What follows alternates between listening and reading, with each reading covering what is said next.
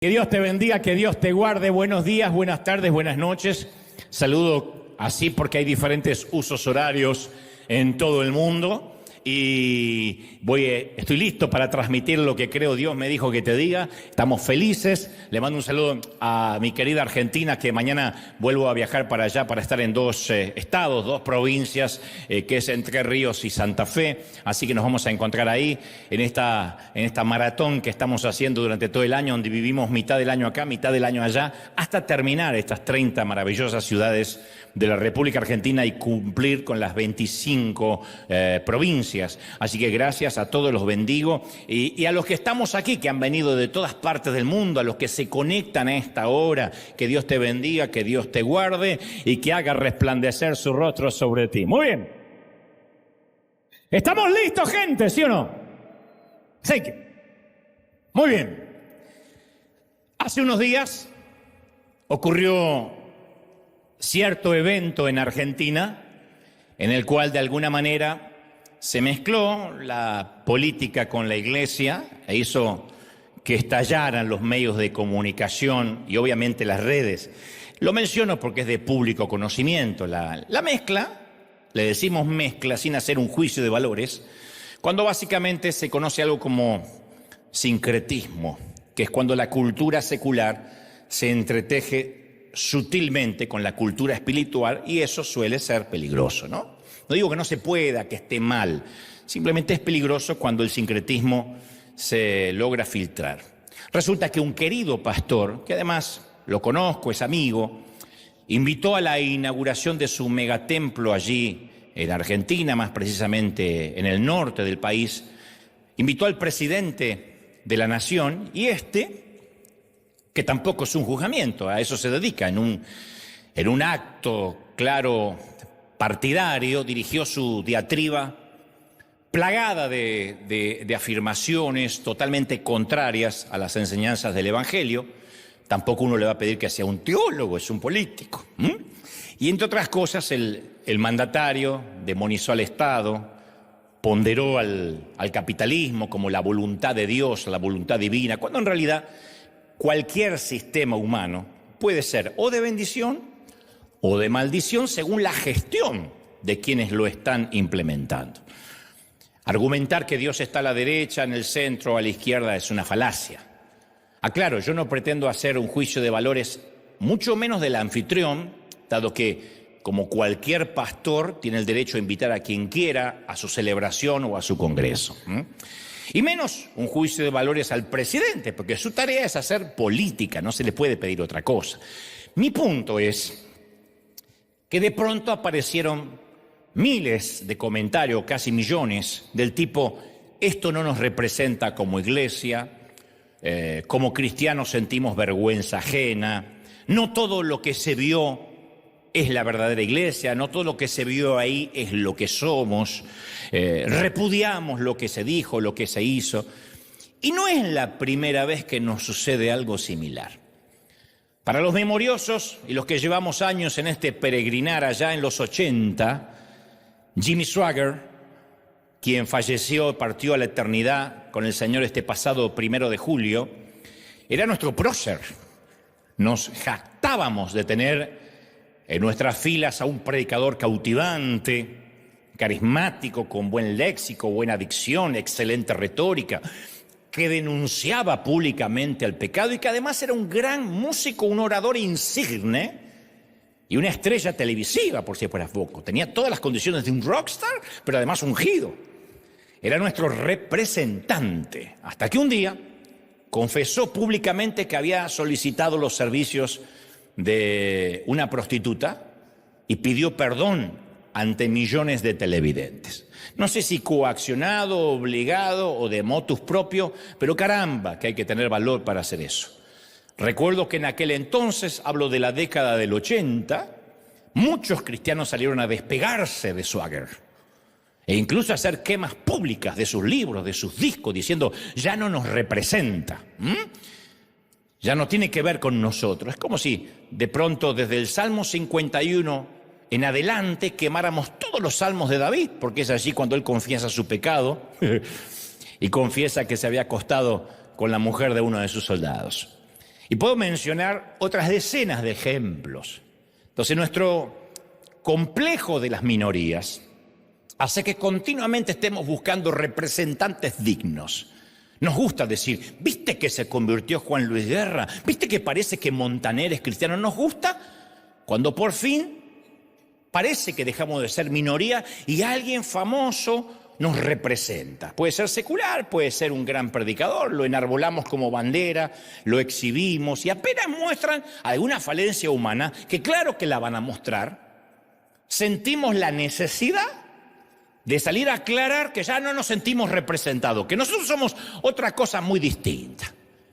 Número uno, como si necesitáramos representantes. Y lo que es aún peor, como si nosotros fuésemos dignos de que nos represente. ¿Quiénes somos nosotros para decir, tengo un representante, un embajador? ¡Oh! Como si necesitáramos, insisto, que nos represente. Dicho esto, todos sabemos que Jesús nunca dejó nada escrito por su propio puño y letra. La Biblia no fue escrita por Jesús, fue inspirada por el Señor, fue inspirada por el Espíritu Santo, pero no hay nada de su puño y letra. El Hijo de Dios que participó en el diseño de toda la creación, durante su estancia en la tierra, no dejó tras de sí ni una sola nota escrita para que la leyéramos 1000 veces. Imagínate lo que sería tener algo escrito, primera de Jesús, segunda de Jesús y tercera de Jesús. Sería maravilloso. La única vez que el Señor escribió algo, lo hizo en un tenso momento en que unos fariseos le llevaron a una mujer atrapada en el acto mismo del adulterio, exigiéndole que le decretara la pena de muerte para ella, la pena capital. Y Jesús no respondió nada y se puso a escribir, dicen las Escrituras, en la arena. La siguiente lluvia que cayó obviamente eliminó por completo el rastro de sus únicas palabras que sabemos que escribió Jesús durante su estadio en el planeta.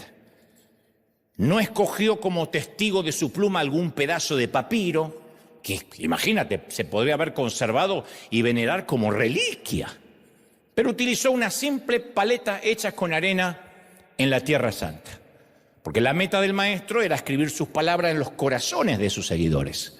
Entonces el escribir sobre la arena creo que fue arbitrario, intencional, adrede. Yo lo veo como una metáfora del tipo de superficie que él elige para dejar su marca. La arena es tan falible, es tan voluble, tan fútil, tan movediza y fundamentalmente tan efímera que no creo que haya algo que se parezca tanto al corazón del hombre. Por eso dice Pablo en la segunda carta de Corintios, capítulo 3, versículo 2, nuestras cartas sois vosotros, escritas en nuestros corazones, conocidas y leídas por todos los hombres, escritas no con tinta, sino con el Espíritu del Dios vivo, no en tablas de piedra, sino en tablas de carne del corazón. ¿Sí o no? Como digo siempre, la mayoría de nosotros vamos a ser la única Biblia que alguna vez alguien va a leer. Y yo confieso que muchas veces yo me he sentido confundido ante la razón por la cual Dios nos encomendó a nosotros, unos seres humanos llenos de defectos, la tarea de comunicar las buenas nuevas. ¿Por qué Él escribió su carta sobre la arena de los corazones? Dicho sin vueltas, a ver, ¿por qué Jesús nos encomendó tamaña tarea a gente tan endeble como la arena, a gente como nosotros, el predicar? ¿No hubiese sido muy bueno escribir unos buenos tomos en papel? ¿No era mejor una autobiografía en enciclopedia, que Jesús se retirara al monte y escribiera o dictara, y ahí estuviera, no sé, Pedro tratando de escribir si es que no tenía errores de ortografía, y hoy tuviéramos las enciclopedias de lo que dijo, los que escribió Jesús? ¿No hubiese sido fascinante? ¿Por qué nosotros tenemos que cargar con la responsabilidad de ser cartas conocidas y leídas por todos los hombres? ¿Por qué la gente continuamente nos está mirando a nosotros para creer en el Evangelio de Jesucristo? ¿Qué posibilidades tenemos como iglesia de cambiar el mundo para bien? Me gustaría decirte que pegues una miradita, no tienes que mirar mucho así, como somos 360, pueden mirar los de enfrente, ustedes pueden mirar los de allá, ustedes los de allá. Pero miren el grupo destartalado de gente que somos, algunos más vestiditos que otros, pero ¿de verdad creemos que somos la gente correcta? Entonces hoy yo quiero ser brutalmente sincero, quizá más que nunca, pero Dios sabe que no es con la motivación de herir susceptibilidades, sino de sanar. Solo quiero que me dejen avanzar antes de que me apedreen. Llevo casi 57 años de peregrinar cristiano, 38 años desde la primera vez que hablé en público y mencioné al pastor Danny Campbell, que está aquí, que fue uno de los primeros audaces que me invitó, supongo porque no le importaban mucho sus ovejas o me amaba demasiado. Y durante estos años yo me he ido encontrado con una buena cantidad de predicadores y líderes alrededor de todo el mundo. Los conozco a casi todos, porque Dios me ha dado la providencia de participar en congresos, en conferencias, en cónclaves. Hombres y mujeres que parecen preparados para cualquier cosa, menos para el liderazgo espiritual y mucho menos para pastorear gente. Y entre los predicadores más conocidos y populares, que obviamente no voy a mencionar porque eso es chisme y espíritu de doña Florinda, me he encontrado con los tipos más inseguros del mundo. Tras bambalinas, backstage, making of, cuando se bajan del escenario, del stage o del altar, los más espirituales. Algunos llenos de complejos no resueltos, traumas solapados, serios trastornos de personalidad hedónica, narcisista. Sí. Yo miraba a alguno y decía, Señor, ¿por qué no lo internas? Otros tantos con un complejo coercitivo, con síndromes de dictadores de países bananeros, regenteando sus congregaciones como si fuesen pequeños feudos, muchos creyéndose sus propios estados de Instagram con filtro, escuchando a sus aduladores obsecuentes, a los que les pagan un salario para que los aplaudan como focas amaestradas. Yo los he visto. Algunos otros asegurándose un nepotismo que los mantenga en el ministerio de manera vitalicia. No dudo que haya hijos que hereden o que también tengan un llamado, pero yo he visto a muchos colocando a sus hijos al frente de todo un imperio eclesiástico y familiar, aunque no necesariamente tengan ni la capacidad y mucho menos el llamado de Dios. Pero lo peor de todo esto es que yo también me miro al espejo. Y yo tengo un poco de todo eso, sumado a otras debilidades que no estoy dispuesto a confesar aquí y que no te importan. De todo eso yo tengo un poco y otras cosas que por pudor no mencionaré. Y no obstante, yo tengo que reconocer que algunos de los personajes más extravagantes que yo he conocido, a los que yo no hubiese llamado nunca, como yo nunca me hubiese llamado a mí. Si yo fuese Dios, nunca me hubiese llamado a mí. Digo a Dante, nunca. Esos personajes a los que les sobra ego, a los que les falta mucha terminación fina, son los que han logrado muchísimo en la obra de Dios. Y han hecho más que muchos traseros calientabancos. No estoy hablando de ustedes, sino los que vienen al otro servicio que son más calentitos. Y estos personajes extravagantes organizan alivio a los necesitados, alimentan a los hambrientos, me consta. Proclaman las buenas nuevas para bien o para mal, con errores, sin errores, algunos más teológicos y cristocéntricos que otros, pero predican, pululan el evangelio. Y este esquema solo es una réplica de algo que la Biblia nos muestra con gran claridad. Dios usó a Jacob con su ética tan poca digna de confianza. Jacob era un tramposo, un timador. Dicen los teólogos que casi era un argentino. Usó a David con sus caídas morales, a Jeremías con su ánimo lúgubre, las lamentaciones de Jeremías. Jeremías era un cortavenas. A Saulo de Tarso con su pasado de abusos, a Pedro con sus notables fracasos. Entonces, al pensar en las personalidades cristianas contemporáneas que yo he conocido y después al pensar en las que aparecen en nuestra Biblia, yo he llegado al siguiente principio. Dios usa gente rota, no a dignos representantes. Dios usa gente como nosotros. ¿Estamos de acuerdo, sí o no? Nadie que ha sido usado por Dios, que está siendo usado por Dios, que va a ser usado por Dios, ha vivido impoluto, por mucha doctrina que guarde. No conozco a nadie que no esté roto de alguna manera, sino algo no es real, o su vida o su llamado. Pero Dios no puede usar gente entera. Ahora, dejemos de lado los predicadores y miremos a la gente sentada en la iglesia local. Bien por tu risa, Dios bendiga esa risa. Mirémonos aquí mismo. Un tipo que no es feliz en el matrimonio, no consigue empleo, pero recibe a la gente en el lobby de la iglesia con una sonrisa porque es lo que sabe hacer para Dios. ¿Lo descartamos? ¿Le decimos que se siente o que desaparezca hasta tanto muestre señas de un matrimonio feliz? ¿Quién puede marcar la barda o la valla del matrimonio feliz y digan, tengan el matrimonio que yo tengo? ¿Quién? Gracias porque no hubo amén. Valoro esa sinceridad. Una dama que lleva varias parejas fallidas. Una que 5 maridos ha tenido y el que ahora tiene parece que tampoco es el marido. Pero es la primera en llegar a servir. Es la última en irse. Es la que se queda con un corazón de mayordomía a servir y llega y está dispuesta. No es el modelo de vida, pero caramba, ¿cuántos hombres quisieran tener la energía, la entrega que tiene esta dama? Un empresario que ejerce su profesión de manera dudosa, pero es un gran sembrador y sostiene la obra del reino. Un músico que está adicto secretamente a la pornografía, pero Dios lo usa en dirigir la adoración hacia Él, nunca lo ha desechado. Obviamente son metáforas, no es que ustedes digan quién, son metáforas. Aleatoriamente estoy colocando debilidades y sumándoselas a alguien.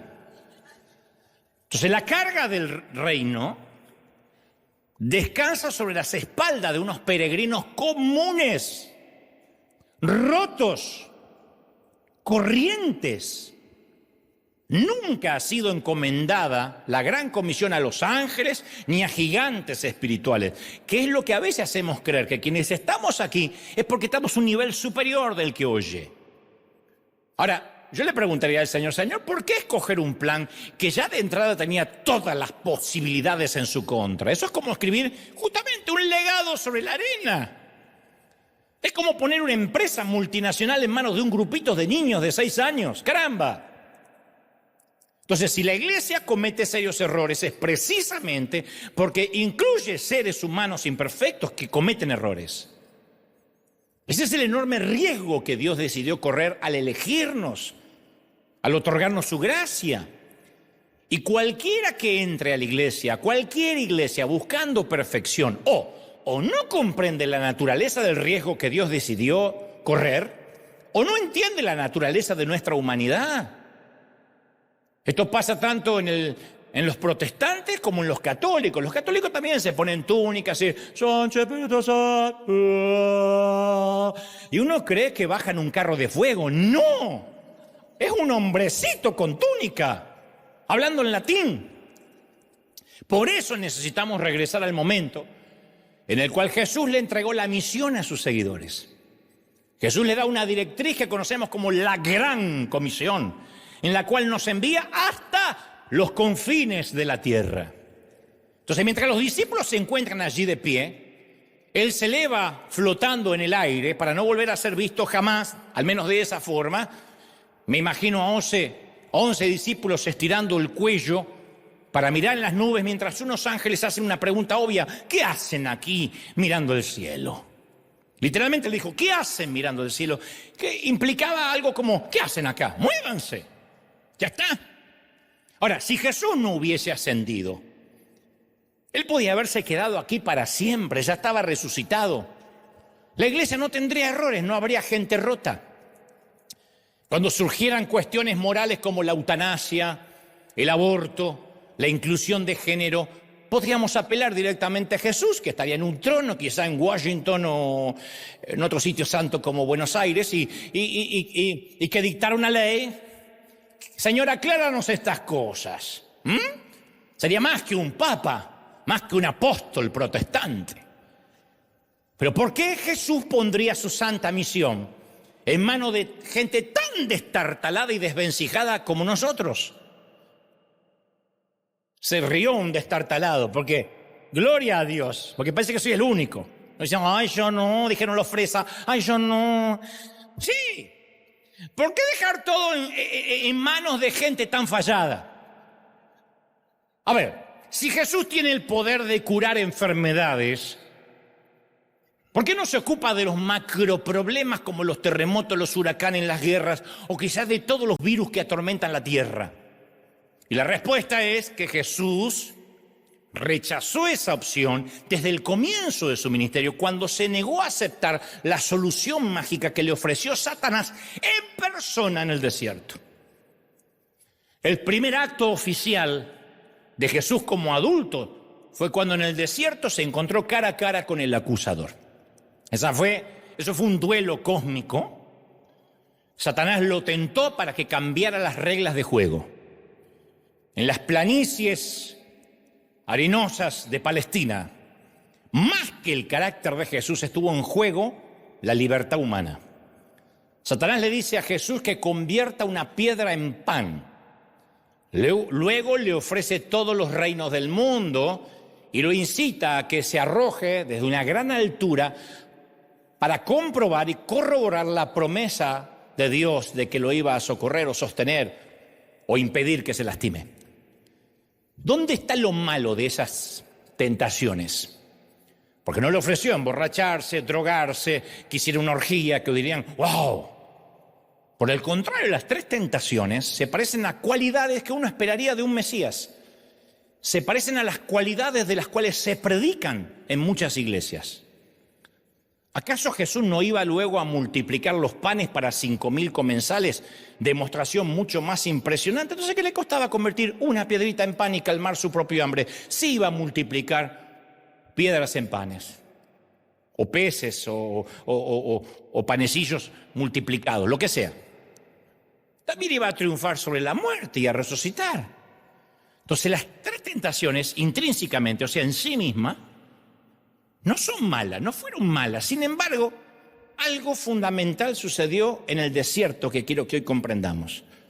Yo cuando veo las tentaciones, noto que Satanás tentó a Jesús con las partes buenas del ser humano, evitando las partes malas. Por ejemplo, saborear el gusto del pan sin estar sometida a las reglas fijas de la agricultura. Enfrentarse a un riesgo sin peligro, gozar de la fama y el poder sin la perspectiva del proceso. O sea, llevar una corona sin tener que pasar por la cruz. Técnicamente es lo que Satanás le ofreció a Jesús.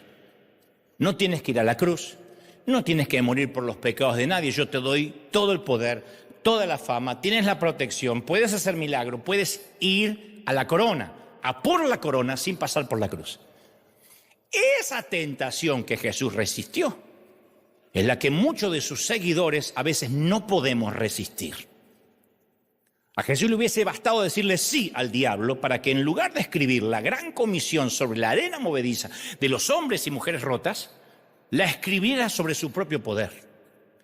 Si Jesús no nos hubiera dado la oportunidad a nosotros, Él habría cambiado las reglas de juego en el desierto y hoy Jesús tendría una estatua en la plaza del Parlamento, otra en la puerta del Capitolio, una más en el Kremlin. Pero en aquellas arenas de Palestina se estaba decidiendo, número uno, cómo sería el Mesías. Iba a ser un Mesías del pueblo, socialista, que convertiría las piedras en pan para alimentar a las multitudes.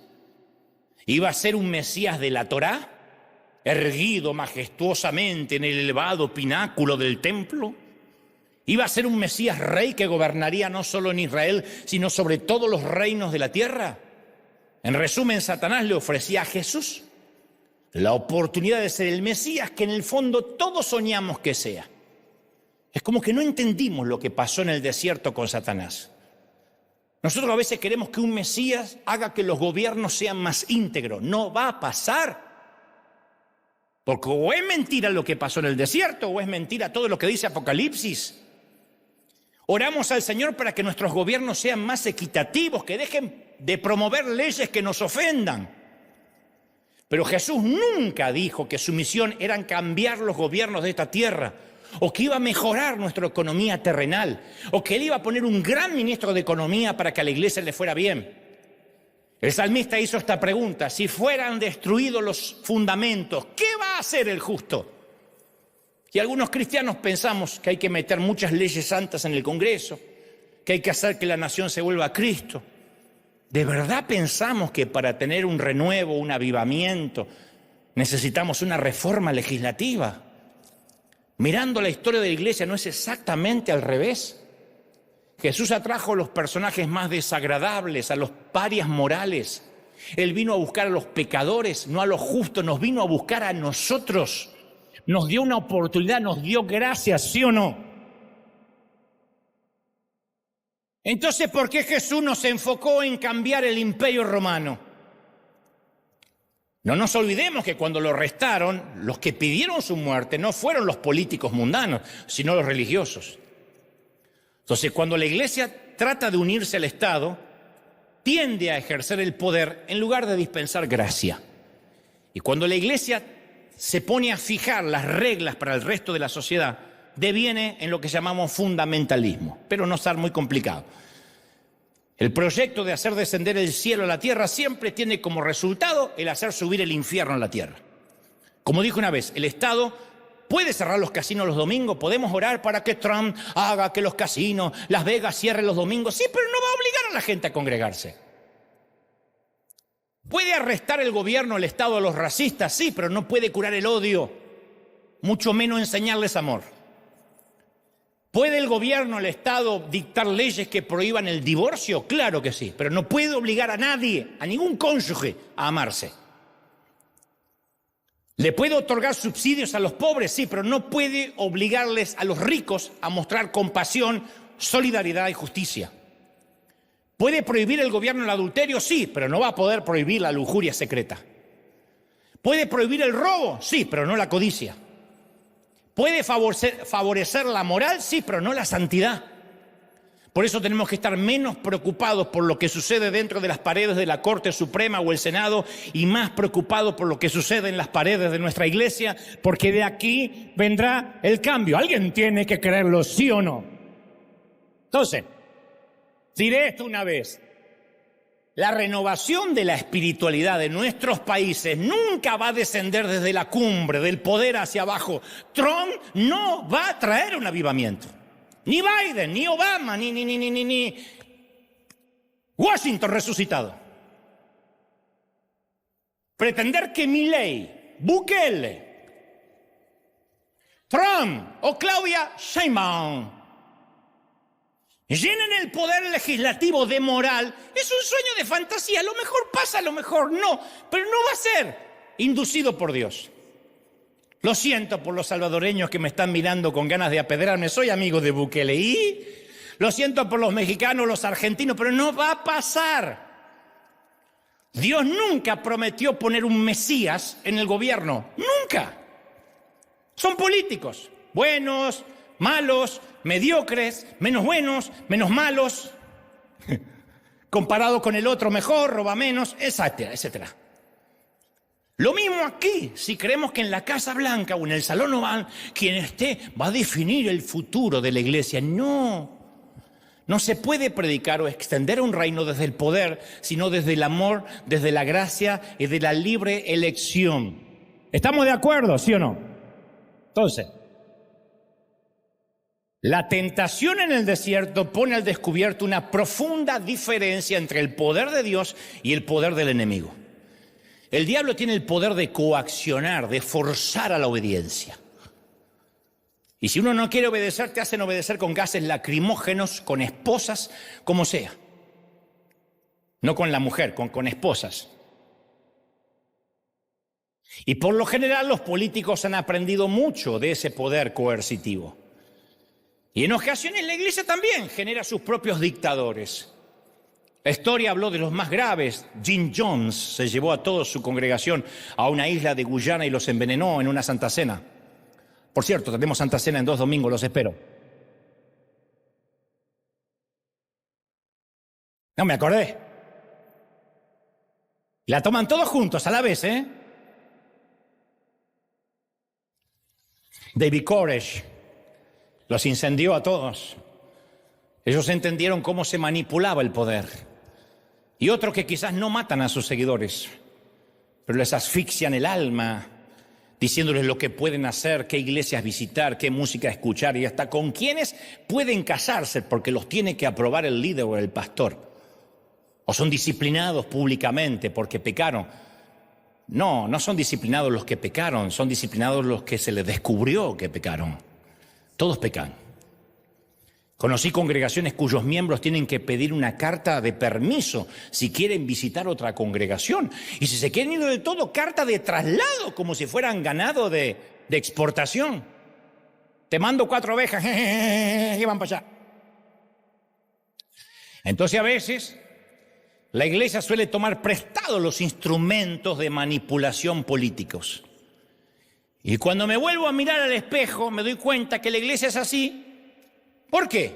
Porque está compuesta de gente como yo. Nos falta hasta paciencia para permitir que el Espíritu Santo actúe en forma lenta y a veces hasta queremos forzar los cambios de la gente. Decimos, terminó el servicio y ¿cuántos pasaron al altar? Porque creemos que los convertidos se cuantifican y si no se los anota no se convirtieron. Viene un artista a la iglesia y nos sentimos frustrados si al final del servicio no corrió llorando al frente, porque sentimos que o no lo manipulamos lo suficiente, o nos faltó obligarlo un poco más a creer en lo que nosotros creemos. Aquí ha venido un par, 2, 3 veces, siempre cuento Cristian Castro y la gente dice sí, pero después veo que el gallito no cambió de vida. ¿Y quién nos controla? ¿Quién te controla a ti si cambiaste o no cambiaste de vida? El gallito porque es un despadre a donde va, pero de allí la famosa frase evangélica, qué lástima que no aprovechaste a predicarle el evangelio. A mí me lo dicen todo el tiempo. Entonces nos invitan a hablar de economía o de educación y creemos que estamos obligados a aprovechar el momento, aunque luego nunca más nos vuelvan a invitar y nos cierren las puertas. Por eso los cristianos ya no solemos ser fuentes de consulta en cuestiones de sabiduría, en el acervo cultural de la sociedad. No nos consultan porque enseguida salimos con la frasecita, con la demagogia, con el lema, arrepiéntase. Y no nos llamaron para eso. Entonces no estamos interesados a veces en reflejar a Cristo, sino en aprovechar cuanta puertita se nos abre para ejercer poder. A veces yo también desearía que Dios empleara un toque más fuerte, no solo en el mundo, sino conmigo. A veces me gustaría un Mesías como el que propuso Satanás en el desierto. Lo confieso, suena espantoso lo que diré, pero a veces preferiría un Mesías como Satanás lo propuso. Para mí sería muy fácil si él me dijera cada mañana, no hagas esto, no hagas tal cosa, toma el otro camino, no compres ese tomate que no es orgánico. Cuidado con aquel vino que no es un Malbec mendocino. Aléjate de esa pupusa.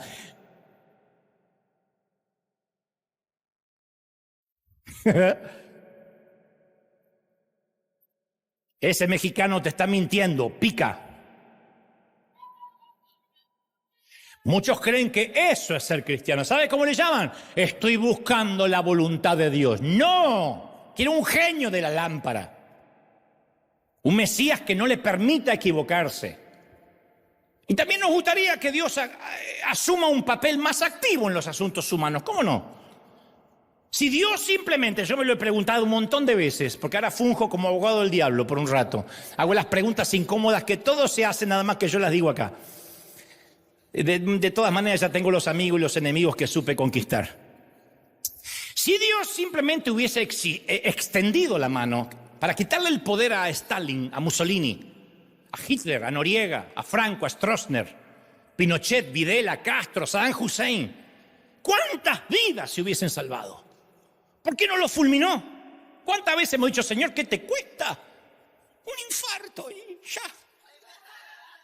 Está bien, si se arrepiente te lo llevas.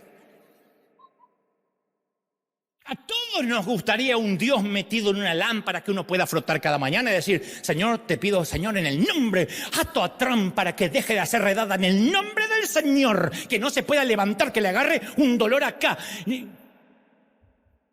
¿Qué pasó? ¿Qué pasó, chamo? Que Maduro abandone el poder de Venezuela, que Maduro... Tantos mueren de infarto, uno más, Señor. Que Cuba sea libre, que Vladimir Putin renuncie a la guerra y que Argentina gane los próximos 3 mundiales hasta que se retire Messi. Hay gente que ora por eso. Señor, hazlo por Messi, tú sabes que nos dio tantas alegrías. Hasta que se retire, que ganemos 2 mundiales más. Todos queremos un Mesías como propuso el diablo en el desierto. Haz un milagro, convierte, vamos, haz una señal. Convierte la piedra en pan. Tírate y los ángeles te van a sostener. Y a veces como timadores predicamos eso. Y convertimos el evangelio en Amway o en Herbalife. Ven aquí y sube la pirámide hasta que te empoderes, hasta que la gloria gravite sobre ti. ¡Oh! Por el poder de Cristo. Y ahí va.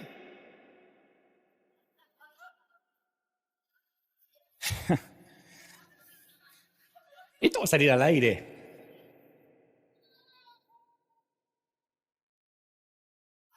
Pero el Señor prefiere escribir su evangelio sobre la arena.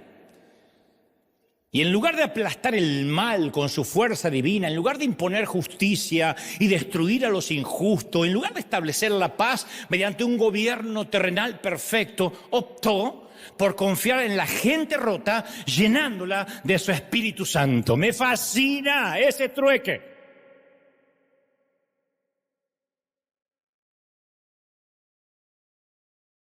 Los discípulos proponían lo mismo, que Jesús mandara fuego a las ciudades ateas. Señor, ¿quieres que los quememos? Pero a diferencia de ellos, Jesús nunca se iba a imponer a quienes no estaban dispuestos a recibirlo. Jerusalén, Jerusalén, ¿cuántas veces quise juntarte como la gallina a sus polluelos y no quisiste? ¡Qué caballero! Eso es poder. Poder es poder hacerlo y no querer. Lo mismo que siempre hablo de la santidad y el legalismo. Querer pecar y no poder es legalismo. Quiero pecar, pero no puedo porque me van a descubrir, porque se va a hacer un lío, porque no quiero pagar las consecuencias. Quiero pecar, pero no puedo. Eso es legalismo. Puedo pecar, pero no quiero. Eso es libertad. Eso es ser libre. Eso es libertad. ¡Sí! Entonces, la cualidad que más enamora de Dios, al menos a mí, es todo aquello que puede hacer y no hace. ¿Puede Dios bajar un rayo así y todos los del ice? Claro que puede, es el mismo que pudo haber hecho así y una legión de ángeles venir a rescatarlo de la cruz. Pero la libertad humana que Dios nos dio es tan absoluta que nos dio el poder para vivir como si Él no existiera, si así lo quisiéramos. Nos dio libertad hasta para escupir el rostro y hasta para crucificarlo. Eso es poder. Somos libres de matarnos unos a otros, de blasfemar unos con los otros, de desencadenar guerras mundiales. Somos libres de contaminar el planeta hasta el punto de que llegará en pocos años el momento en que ni siquiera habrá agua potable. Incluso somos libres de desafiar a Dios, de vivir sin restricciones, como si no existiera ni el cielo ni el infierno. Porque Él dijo, los haré a mi imagen. No quiero robots. No serán como los ángeles obligados o coaccionados a hacer una sola cosa. Ellos tendrán libertad. Y creo que Dios insiste en refrenarse porque sabe que ningún despliegue empírico y pirotécnico va a conseguir que lo amen. Les hizo descender maná del cielo a los israelitas, brotó agua de una piedra, les abrió el mar para que pasaran por un pasillo seco y no lograron creer en Él. Por eso el Señor decía al hacer un milagro, no lo cuenten, yo no quiero fanáticos de milagros. Quien se acerca a Dios por un milagro se irá lejos de Dios porque un día ese milagro no ocurre. Siempre. Los compradores de supersticiones baratas y de milagros, así como llegan al Señor porque, ella no podía hacer esto y ahora lo puede hacer. El día que le agarre reuma, se aleja de Dios. Porque su base está en el milagrito. Y le da lo mismo hoy Dios y mañana la Virgen de Guadalupe y la Virgen de Itatí. y que otra virgen aparezca por ahí. Solo el amor produce una respuesta de amor. Así que cuando uno ve el precipicio moral, que lo estamos viendo todos, yo no soy un timorato, al cual se dirigen los Estados Unidos o el resto de nuestros países de América Latina, a veces tenemos la tentación de hay que hacer algo, hay que cambiarlo. O nos empezamos a pelear en las redes con otros cristianos que no comparten las convicciones que nosotros defendemos. A mí me dicen todo el tiempo, Dante, no te pronunciaste por aquello que hizo fulanito o tal presidente. Y porque tampoco me pronuncio cuando hace algo bueno, porque es otro reino. A veces somos tan necios y timoratos que creemos que si militamos de un lado de la grieta, aunque sea del lado de nuestras convicciones, estamos cumpliendo la gran comisión. Y somos tan ambiguos que si el gobierno de turno, como dije una vez, nos da un plan social, nos manda un cheque, lo puso Dios. No sé cómo es América Latina, pero voy a hablar de este país. Acá está lleno de hispanos que dicen, ay, Trump es el hombre de Dios. Mandó un cheque durante la pandemia. Ahora, y si algún pastor se mete con nuestro candidato, somos capaces de irnos de esa iglesia para siempre. Ahora, si ese mismo candidato mañana sale a hacer redada de inmigrante, ay, lo puso el diablo.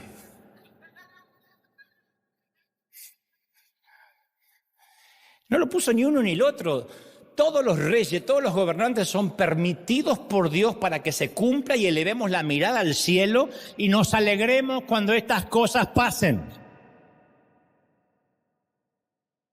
No hay un candidato que sea de Dios. Yo no me imagino a Jesús en los tiempos de él y vamos a orar a mi padre para que Tiberio y Octavio le ganen las elecciones a Julio César y a Pilato. No, la política de Roma no tenía nada que ver con el reino de Dios. Así que regreso a las primeras cartas escritas en la arena. Para formar el planeta Dios usó glaciares, inundaciones, desplazamientos de las placas tectónicas, erupciones volcánicas, genes, secuencias de ADN. Todas esas cosas desempeñaron un papel en la formación del planeta en el cual habitamos. Después, como corolario, Dios le asignó la administración de este planeta a la única especie que hizo a su imagen, a nosotros. Jesús nos delegó a nosotros, gente destartalada, la tarea de propagar el mensaje de las buenas nuevas. Dios ha asignado a un grupo de seres humanos con fallas la tarea santa de llevar el evangelio al mundo. Y quiero agregar algo. Nos confió la predicación del evangelio a personas que encima somos tan distintos entre nosotros. Por eso hay tantas congregaciones diferentes y música diferente. Y a mí me sorprende, por ejemplo, la iglesia de Cuba. La iglesia de Cuba siempre está con candela, con sabor. Que nos están persiguiendo, que viene Castro, aleluya. Ellos siempre están así. Que a un mexicano y a un argentino no le sabe. Porque el mexicano viene con el mariachi dentro, llorar y llorar. Y el argentino también, que me abandonó la morocha. Tenemos el tango en las venas. Nunca vamos a ser caribeños, nunca. Aunque hay aquí caribeños, nosotros no vamos a ser nunca como Nando, así que se le sale. No vamos.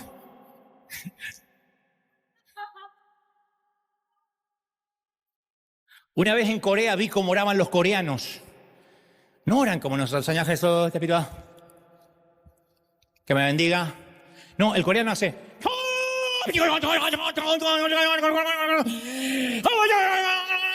No ora, lo hartan a Dios. Dios dice ta, ta, ta, y los bendice. Nosotros no somos coreanos. Tenemos otra estructura emocional. Dios es el Dios de Abraham, el Dios de Isaac y el Dios de Jacob. No el Dios de Abraham, Isaac y Jacob. Dios de Abraham, Dios de Isaac y Dios de Jacob. Mismo Dios, diferente trato para con cada quien, según nuestra estructura, nuestro cableado. Cuando yo leo los relatos de la iglesia del Nuevo Testamento, la característica que más se destaca es la diversidad, cosas que hemos perdido. La iglesia cristiana desmanteló las barreras de sexo, de raza, de clase social que habían marcado a las generaciones judías. Pablo se jactó diciendo, no soy ni hebreo, ni judío, ni hombre, ni mujer. ¿Se acuerdan cuando dijo eso? No es que estaba autopercibiéndose otra cosa, sino que él estaba diciendo que de alguna forma el evangelio había roto todas las barreras. Eso es la inclusión por excelencia. Cuando una congregación se parece a Corea del Norte y todos hablan y visten y gritan igual y se parecen a una secta, a mí me aterra. Más que una iglesia, parecemos el juego del calamar. Cuando veo a la gente vestida igual con mantillas, todas con el mismo largo de cabello, las mismas faldas marrones, los mismos zapatos estilo monje franciscano, a mí me da escozor. Porque por algún lado el pecado está. Si no está en el cabello, está en la lengua, pero está en algún lado. Entonces, lo que nos une no es la vestimenta, los dichos, las repeticiones, ni la doctrina, sino la misma visión, predicar la gracia y el amor de Cristo, y Él nos eligió para eso. ¿Estamos de acuerdo, sí o no?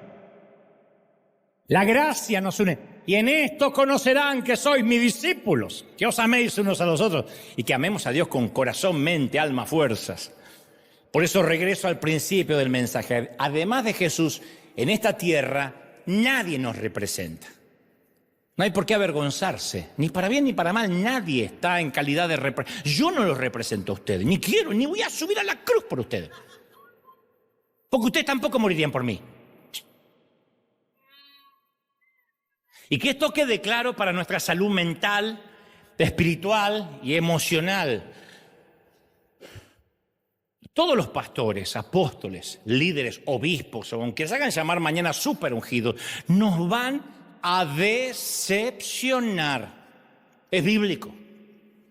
¿Por qué? Sentido común. Todos enfrentamos las mismas tentaciones abrumadoras.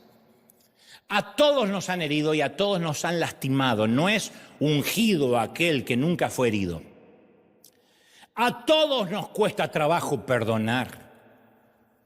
No es que Dios te confía la predicación del Evangelio cuando amas a todo el mundo. Hay gente que yo digo, Señor, ¿por qué no te lo llevas o te lo mando? Los que estamos aquí, no estamos porque somos mejores o más santos de los que se sientan ahí o los que ven ahí. A mí no me viene a la mente ni un solo problema o tentación que sea exclusivamente de ovejas y no de pastores. Somos increíblemente humanos. Esto no es una apología al pecado, no, solo que nos cuesta admitir que somos humanos. Y la vulnerabilidad es absolutamente transformadora y crea más confianza, nunca menos. Jamás la vulnerabilidad socava la autoridad.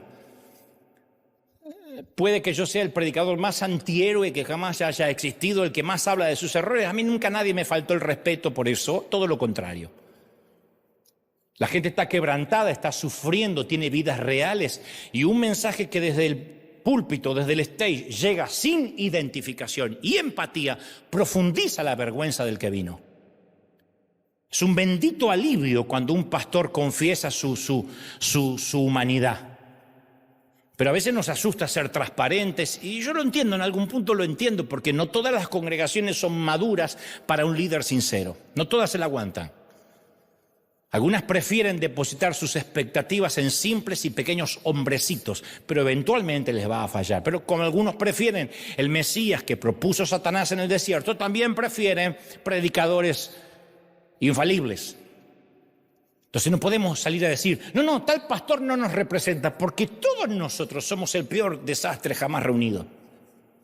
Yo sabía que a esta altura ya no había muchos amén. No importa, somos el peor desastre jamás reunido. Y te diré algo, si la prensa no está hablando mal de ti, no eres porque eres más santo, sino porque nadie te conoce. Y tu vida no le interesa a los periodistas ni a la prensa especializada. Gozas de algo fabuloso llamado anonimato. Disfrútalo. No eres más santo, eres más anónimo.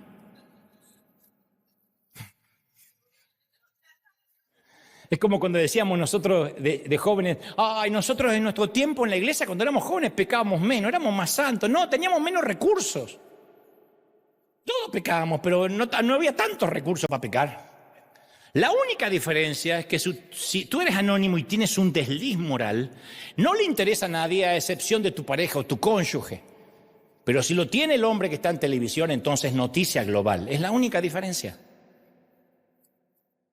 Si tú dices una estupidez, se enteran los 3 amigotes que están tomando cerveza.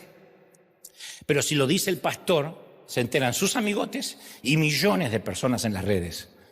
Entonces, cuando alguien nos diga, tú eres parte de esa iglesia donde ese predicador hizo o dijo tal cosa, viste que lo están sacando en Univisión, viste el escándalo, no tenemos que salir a defender al predicador, mucho menos la cobardía de salir a despegarnos del asunto diciendo, no, es que no nos representa. No somos dignos de que alguien nos represente aquí en la tierra. Entonces tenemos que tener la valentía intelectual para decir, y sí, lo vi. ¿Viste lo que hizo? Sí, de esa gente rota es la que estamos hechos. No somos un museo de santos, somos un hospital lleno de gente fallada.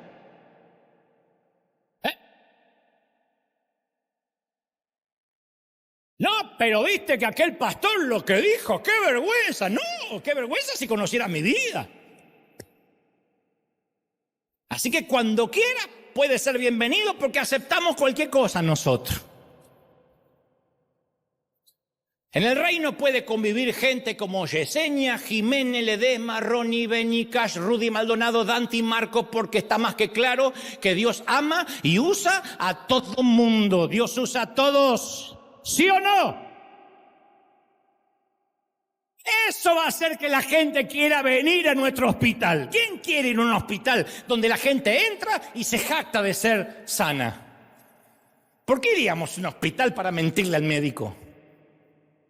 ¿Por qué lo convenceríamos de que no necesitamos un médico? Justamente, sí, esa gente somos. Me llamaron muchos amigos esta semana. Che, ¿vos tenés algo que ver con ese pastor que para ellos ¿cómo no me tenés que ver, amigo? Tus amigos son terribles, como los tuyos, nada más que nosotros somos más públicos. No, porque viste lo que dijo. Ay, no sabés lo que digo yo a veces. ¿En serio? Sí. Bajan las defensas. No salgo diciendo, no me representa. ¿Cómo no me va a representar?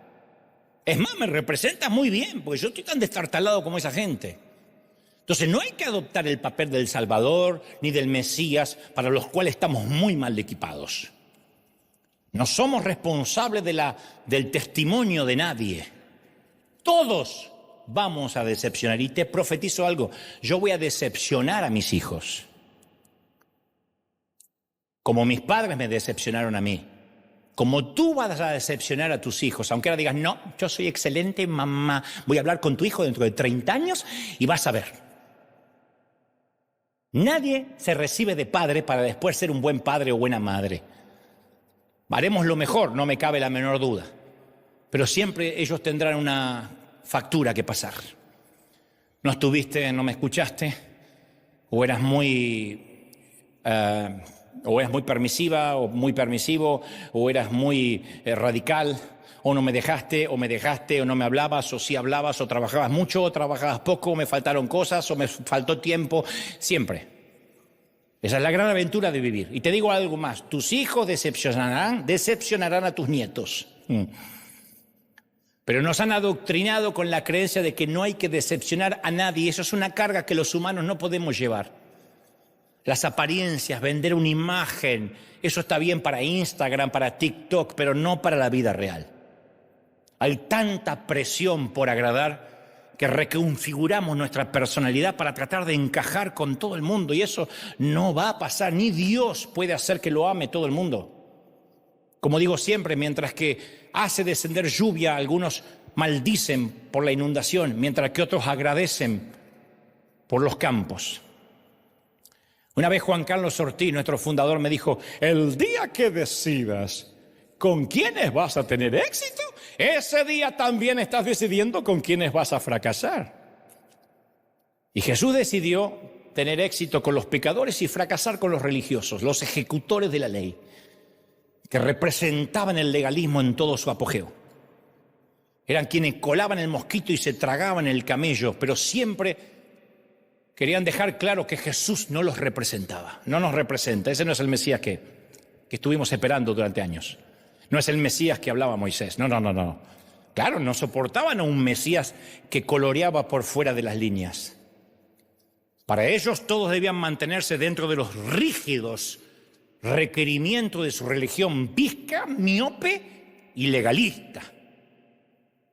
Y tristemente todavía tenemos muchos de esos tipos que atacan a cualquiera que se sale de la línea, de su línea, no de la línea de Dios. Hace poco, al borde de un infarto, alguien me escribió y me dijo: Dante, qué decepción. A mí cuando me dicen qué decepción, ya tienen mi atención porque me encanta. Me dice: 1 hora de mensaje y nunca tocaste la Biblia. La mencionaste de memoria varias veces. Son los que hoy seguirían a Jesús y dirían: ¡ja! ¡Qué decepción! 1 hora hablando de peces, semillas, monedas perdidas, fabulitas del hijo pródigo y jornalero, y jamás tocó los rollos de Moisés y Isaías. Los maestros de lo tedioso, los docentes que hicieron un máster en anatomía de la estupidez. Nunca los vamos a agradar. Y para culminar quiero regalarte una ilustración magnífica, creo que alguna vez te la conté.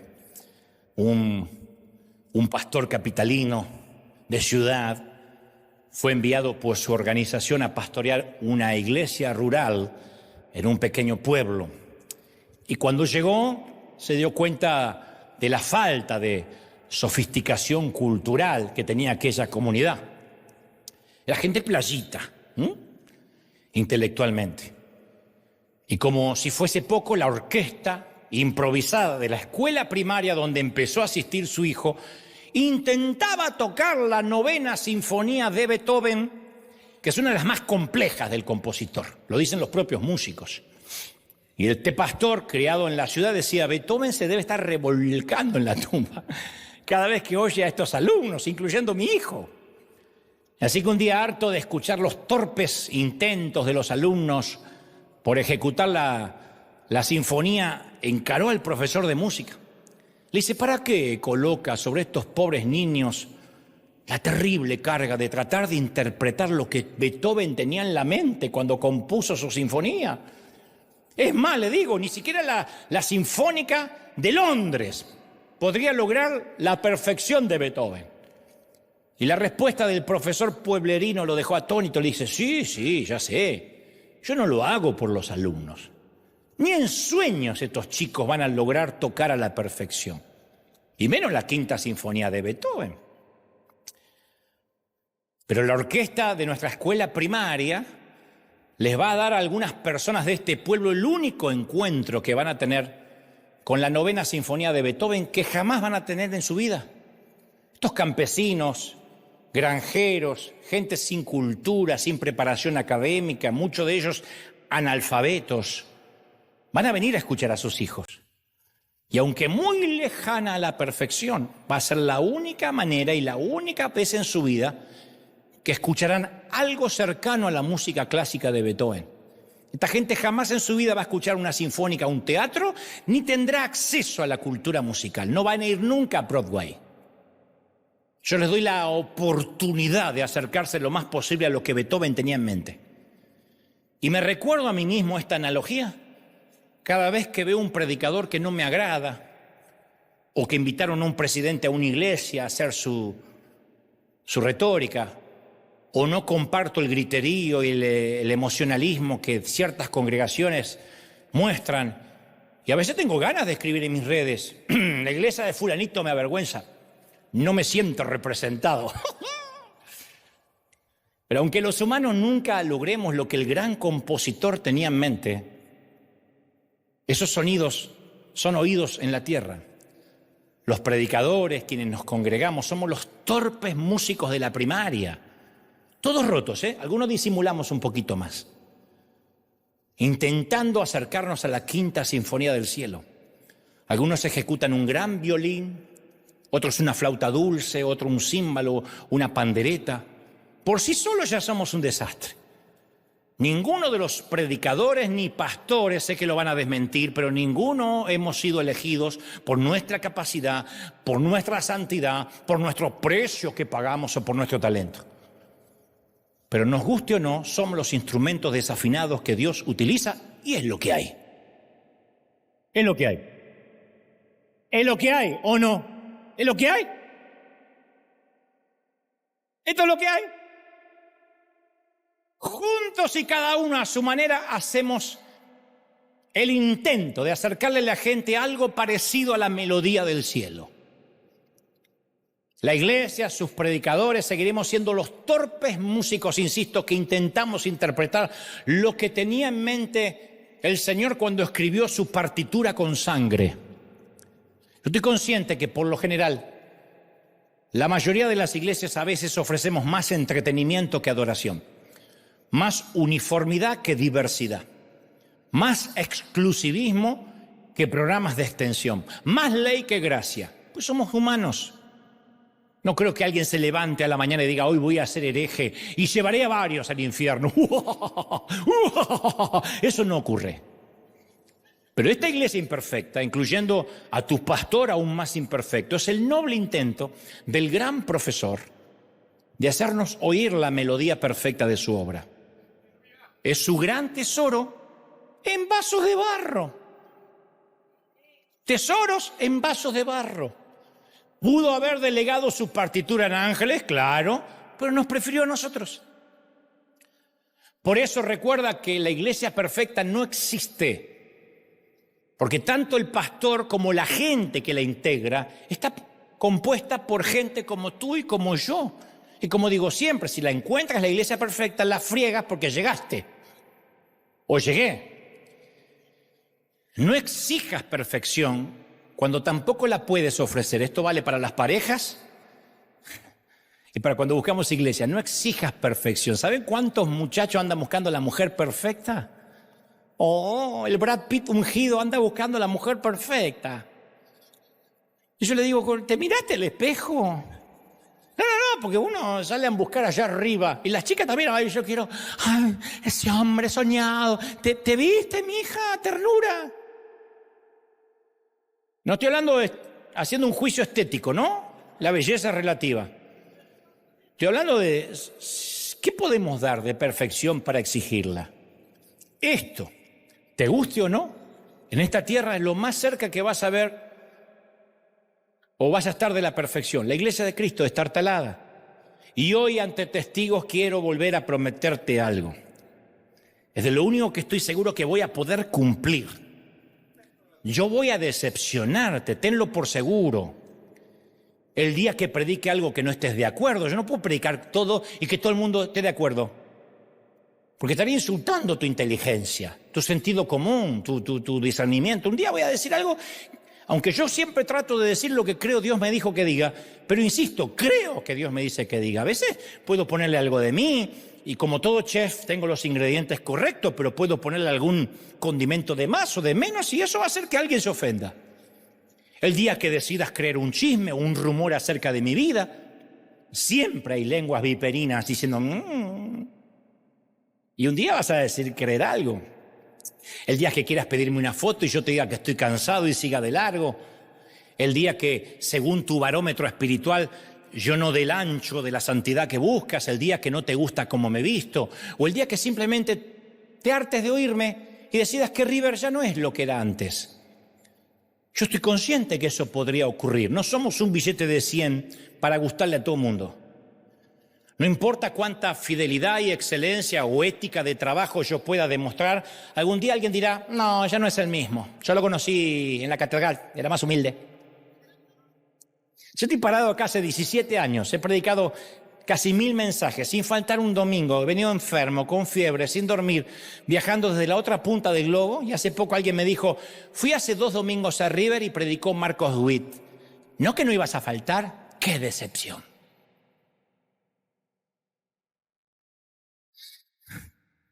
Ahora, no importa si vamos a ganar 1000 peleas sobre el cuadrilátero, la gente nos va a juzgar por esa última que nos vio perder. Y tú también me vas a decepcionar un día, cuando encuentres a un orador mejor, cuando cambies de destino, cuando decidas irte de River. Aunque obvio, nunca vas a encontrar uno más elegante que yo, jamás. Van a ser todos panzones, pelados.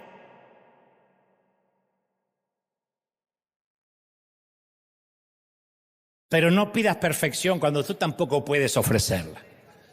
Por eso yo nunca les pido a ustedes perfección, porque yo no te la puedo ofrecer como modelo. Y también quiero asegurarte que lo mejor que nos puede pasar, lo mejor es que nos decepcionemos mutuamente. Porque eso hará que pongamos nuestra vista en el único que jamás va a decepcionarnos. Vamos a dar un aplauso al Señor de señores, al Rey de reyes. ¡Aleluya! Alguien tiene que celebrar más que eso. Fuerte, fuerte, fuerte. Hay un aplauso para que se escuche hasta allá, hasta Argentina. Sostenemos a los nuestros. ¡Aleluya! ¡Wow!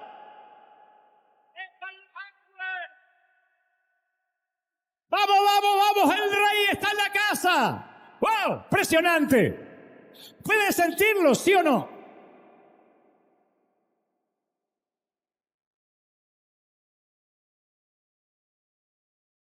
No hice ni haré jamás una apología del pecado. Digo lo que Pablo. ¿Acaso usaréis la gracia como un recurso, parafraseando, como un motivo para pecar? De ninguna manera, dijo el apóstol. No. La gracia nos limpia y la gracia nos hace intentar, con la ayuda del Espíritu Santo, vivir a la altura del regalo no merecido. Yo no estoy diciendo, bueno, todos nos decepcionamos, todos pecamos, más sí. No. Dios nos libre de pisotear el sacrificio que hizo Jesús en la cruz del Calvario, que quede claro. Lo que traté de decir hoy es que respaldamos a todos los que están haciendo algo. Respaldo a los pastores, al querido pastor de Chaco, respaldamos a los pastores que predican, a los que le va bien en su matrimonio, a los que no, a los que tienen hijos rebeldes, a los que se le van de la iglesia, a los que están en duda respecto a las finanzas, porque están haciendo, hacen. Mientras que otros simplemente están en sus casas, sentados cómodamente. Hay gente que se arriesga a hundirse. Pero caramba, que para eso hay que bajarse del barco. Entonces, no condonamos el pecado, no todos son amigos nuestros, pero no tenemos que defender a nadie. Hay que salir a decir que sí, somos vulnerables. Sí, somos gente rota. Acá viene gente con problemas, que quede claro. Si hubiera familias perfectas, ¿para qué venir?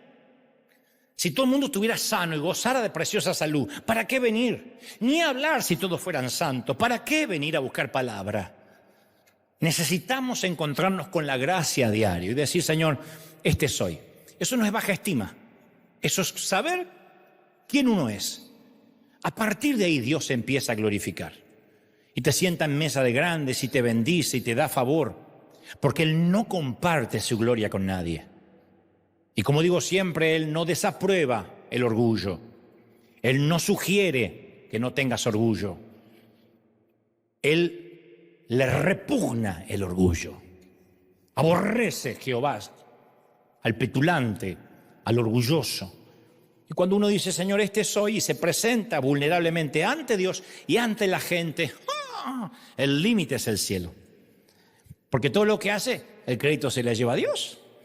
No puede decir, bueno, es que yo estudié, soy teólogo, bueno, es que yo guardo la santidad, bueno, es que yo oro tantas horas por día. No, Dios es el que se lleva el crédito. Aún si oraras, aún si trataras de buscar la santidad, es Dios y su gracia. No es su gracia y lo que hacemos, no es su gracia y el diezmo, su gracia y congregarnos, es su gracia. ¿Están conmigo, sí o no? Somos vulnerables. ¿Habrá alguien en River y en casa que podría arrojar la primera piedra? ¿Habría alguien que está así diciendo, tengo unas ganas de ese predicador que me avergüenza de verdad? Arrójala. Arrójasela a la cara y demuestra que tú eres más santo. Pero si no das el ancho, si no puedes ofrecer lo que demandas, tírala en la arena. Y fíjate lo que Jesús escribe en la arena, a lo mejor alcanzas a ver. Alguien arriesgó la teoría de que Jesús empezó a escribir los pecados de los apedreadores en la arena.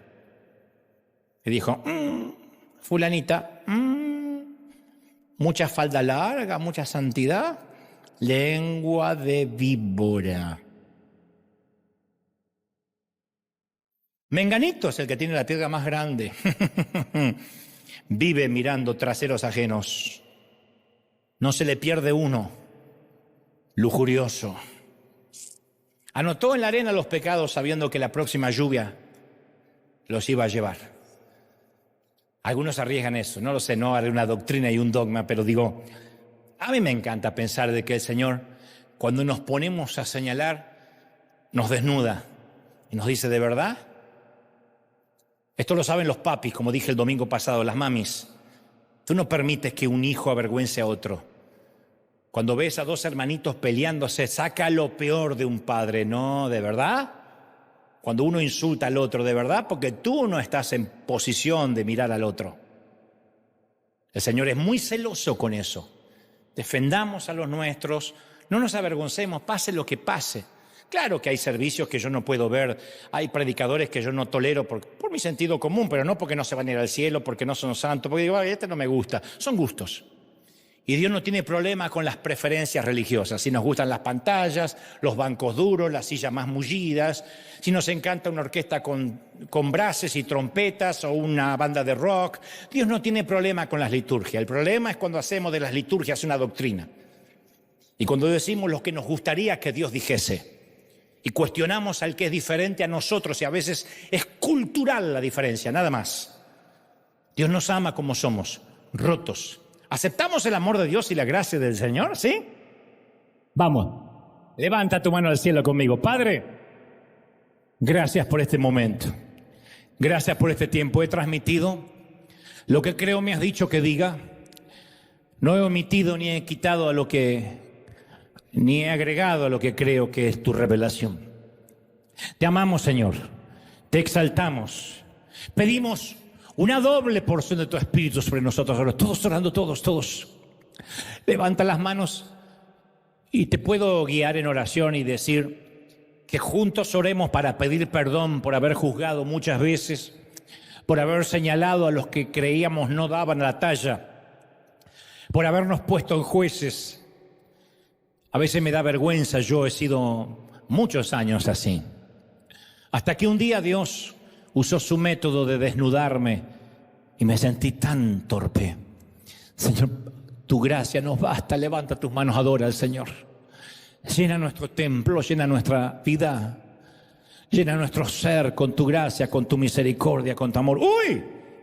Más de la gloria de Dios. Todos orando, todos. Si alguien tiene el bautismo del Espíritu, interceda como conviene. Los que no abran la boca, que de algo Dios la va a llenar. Pero todos orando. Comienza a clamar a Dios. Dile, Señor, esta es la palabra que viene a mi mente. Ahora recibo tu palabra. Ayúdame a no juzgar, ayúdame a no tener preconceptos. Que tu gloria llene mi vida, mi mente, mi familia. Gracias, Señor, porque no me han discriminado. Y la gracia que yo dispensa es la gracia que voy a recibir. De gracia recibiste, de gracia das. No está hablando de dinero, está hablando de que lo mismo que se te perdonó, perdona. Perdona a nuestros deudores, perdona mis deudas como yo perdono a mis deudores. ¡Qué cláusula! ¡Oh, bendito sea, Señor! Ayúdanos a ser más sencillos, más humildes. Llénanos a los que están en casa. He hablado este mensaje con temor, con respeto, sin querer herir a nadie. Dios lo sabe. Me he puesto de ejemplo y no es falsa modestia. Somos un grupo de gente destartalada intentando acercarnos a la sinfonía del cielo escrita en partituras con sangre. Y somos eso. No lo estamos logrando ni haciendo como algunos quisieran. Pero el Señor nos dirá algún día, bien hecho, siervo fiel, bien hecho. Has intentado, te has puesto en la brecha, has resistido, has tenido resiliencia. De eso somos, de eso estamos hechos. No aflojes, no te entregues, no te rindas. El Señor pelea contigo. Firme como talón de oso, vamos.